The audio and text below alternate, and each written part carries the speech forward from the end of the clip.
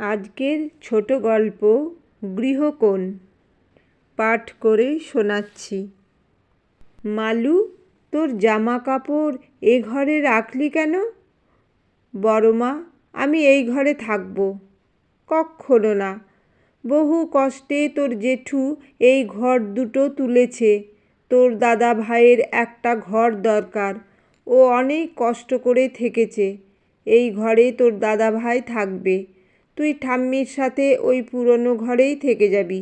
মেয়ে মানুষ, তার আবার আলাদা ঘর। মালু তো বাপ মা মরা মেয়ে, বড় মা আর জেঠু তাকে মানুষ করেছে। দুবেলা খেতে পায়, পড়াশোনা করে, এই বেশি।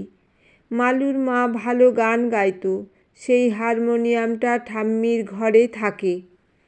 পাশের বাড়ির ফুলের গানের মাস্টার যখন গান শেখাতে আসে, মালু ওখানে গিয়ে বসে সব শোনে। বেশ শিখেছে গান, ওর যে রক্তে গান। ফুল আর ফুলের মা মালুকে খুব ভালোবাসে, ওর জন্য খুব কষ্ট পায়। মালু একদিন বলেছিল, বড় মা, ফুলের গানের মাস্টারের কাছে আমি গান শিখব? বলিস কোন মুখে? তোর বাপ কি এক কাড়ি টাকা রেখে গেছে? তোকে তো আমার শ্বশুর ঘরে পার করতে হবে। জানিস কত খরচা? পড়াশোনাটা করাচ্ছি, একদম চুপ করে থাক। মালু এখানে মন খুলে গাইতেও পারে না, তবে ফুল মাঝে মাঝে মালুকে ডেকে নেয়, দুজনে একসাথে গান গায়। মালুর গানের গলাটা সত্যিই খুব ভালো। মালু এখন বেশ বড় হয়েছে, কলেজে পড়ে, দেখতে শুনতেও বেশ ভালো। আজকাল মালুর বই পড়ার অভ্যেস হয়েছে, রবীন্দ্র রচনাবলী পড়ে আর প্রেমের জোয়ারে ভাসে। কলেজের সিনিয়র এক দাদার সাথে বেশ আলাপ হয়েছে।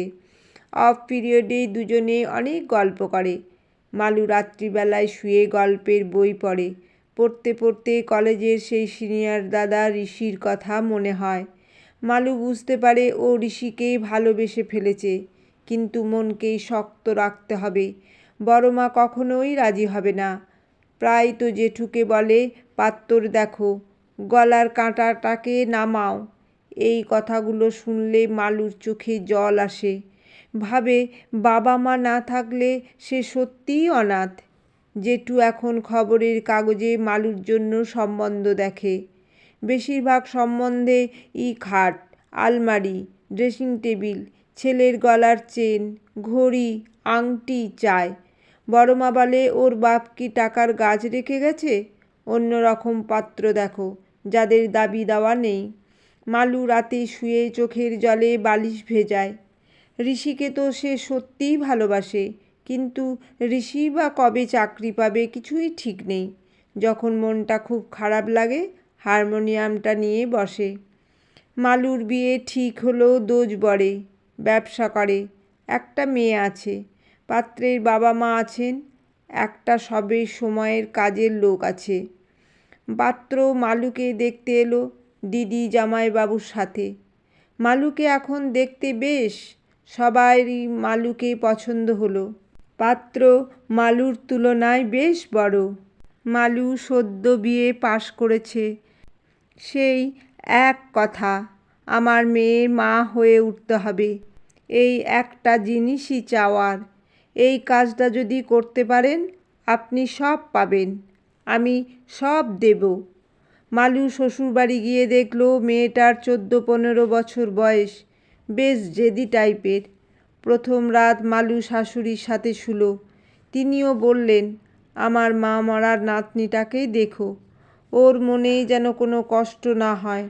মালু মনে মনে ভাবল, আমি তো মা মরা মেয়ে ছিলাম, আমি জানি মা না থাকলে কি কষ্ট। ফুলশয্যার রাত মিষ্টু তার বাবার ঘরে নতুন মাকে যেতে দিল না। সবাই অনেক বোঝালেও সে নাছোড়বান্দা। মালু বলল, ঠিক আছে, আমি ও ঘরে যাচ্ছি না। মনে মনে ভাবল, এই বাড়িতে এসেও একটা ঘর জুটল না। শাশুড়ির ঘরে এক পাশে একটা ছোট তক্তাপোষ ছিল, মালু সেখানেই এক পাশ হয়ে রাত কাটিয়ে দিল। সকালবেলায় ঘুম থেকে উঠে মালু চা বানালো। ভালো মতো ঘুম না হওয়ায় মাথাটা যন্ত্রণা করছিল। সবাইকে নিজের হাতে চা দিয়ে কাজের লোকের হাত দিয়ে বরের চাটা পাঠিয়ে দিল। মেয়েটা ঘুম থেকে উঠে স্কুল যাওয়ার জন্য তৈরি হলে টেবিলে তার খাবার রেডি করে দিল। খাবার টেবিলে বসে মিষ্টুর প্রথম কথা, আমার খাবার তুমি তৈরি করেছো কেন? রাখালদা কোথায়? মালু আস্তে করে বলল, রাখালদা বাজারে গেছে। খাবারটা কিন্তু খেলো। খেতে খেতে বারবার মালুর দিকে তাকাচ্ছিল। মিষ্টু বাবাকে ঠাম্মিকে বলে স্কুলে চলে গেল। মালুর বর মালুকে বলল, তুমি কষ্ট পেও না। মিষ্টু বড় মেজাজি। মালু আস্তে করে বলল, আমি কোথায় থাকব? কেন, এই ঘরেই থাকবে? না, সেটা সম্ভব না। মিষ্টু রাজি হবে না। না না, আস্তে আস্তে সব ঠিক হয়ে যাবে। সেদিন দুপুরে খাওয়া দাওয়া পর মালু ছাদে গেল। বেশ বড় খোলামেলা। চিলেকোঠার ঘরটা ভেজানো। হাত দিয়ে ঠেলতেই দরজাটা খুলে গেল। খুব অপরিষ্কার অবস্থা। নিজেই ঝাড়পোছ করে নিল। ভিতরে লাইট লাগানো, এক কোণে একটা বড় স্ট্যান্ড ফ্যান। সেটাও মুছে প্লাগ লাগিয়ে দেখলো ফ্যানটা চলছে। একটা তক্তাপোষ, এক পাশে একটা টেবিল চেয়ার। বিকেল হয়ে গেল ঘরটাকে গুছিয়ে নিতে। বিয়ে হয়ে আসার সময় হারমোনিয়ামটা দিয়ে দিয়েছিল। রাখালদাকে বলে হারমোনিয়ামটা নিয়ে এলো। রাত্রে খাওয়া দাওয়া হয়ে যাওয়ার পর মালু শাশুড়িকে বলল, মা, আমি চিলেকোঠার ঘরে থাকবো। সে কি? বলে উনি ছেলেকে ডেকে সবটা বললেন। তার ও একই কথা, সে কি করে সম্ভব? তাহলে আমি কোথায় থাকবো? আমি ওখানে থাকলে কারোর কোনো অসুবিধা হবে না, সবাই ভালো থাকবে। পরের দিন স্কুল থেকে ফিরে মিষ্টু ছাদে উঠে এলো। চিলেকোঠার ঘরে ঢুকলো। মিষ্টুকে দেখে বলল, তোমাকে আমি খেতে দিলে খাবে? মিষ্টু একটু সময় চুপ করে থেকে বলল, এখানে নিয়ে এসো, আমি এখানেই খাবো। মালু নিচ থেকে খাবার নিয়ে এলো। আলুর দমটা খেতে খেতে মিষ্টু বলল, তুমি বানিয়েছো? হ্যাঁ। ভালো হয়েছে? খুব। আর একটু খাবে? না, রাতে আবার খাবো। এবার মালু ছাদে গিয়ে দাঁড়ালো। পাশে এসে মিষ্টু দাঁড়ালো। কিছু বলবে? এই ঘরে তোমার গরম লাগবে তো? কিচ্ছু হবে না। আমার ছোটবেলা থেকে বাবা মা কেউ ছিল না। আমি বড় মার সংসারে বড় হয়েছি। আমার কথা বাদ দাও, সব সহ্য করতে পারি। আচ্ছা মিষ্টু, তোমার তো পরীক্ষা এসে গেল। প্রিপারেশন কেমন চলছে? ভালোই। অঙ্কে দুটো চ্যাপ্টার একটু প্রবলেম হচ্ছে।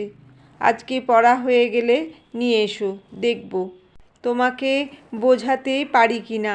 অবশ্যই যদি তোমার ইচ্ছা হয়। মিষ্টু কিছু না বলে নিচে নেমে গেল। মালুও নিচে গিয়ে সন্ধ্যা দিয়ে সবাইকে চা জল খাবার দিল। মালুর বর বলল, চিলেকোঠার ঘরে তো খুব গরম, তুমি ওখানে থাকবে কি করে? মালু শুধু বলল, আমি মা মরা মেয়ে, আমার অত অসুবিধা থাকতে নেই। মালু ওপরে চলে এলো।